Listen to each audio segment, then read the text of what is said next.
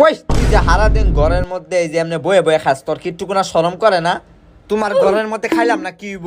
খাইস না জায়গা আজকে তো তোমার ঘরে তুমি বয়ে খাও, আমি বারিন্দাত বয়ে খাইয়াম।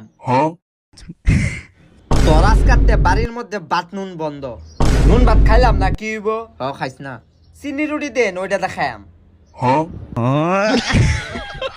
তোর মতন স্যারে কি এমনি বয়ে বয়ে খা? তোর মতন স্যারা বাইরে যা চাকরি করে, আর তোর মতন স্যারে কি বয়ে বয়ে এরকম বড় বড় কথা কও?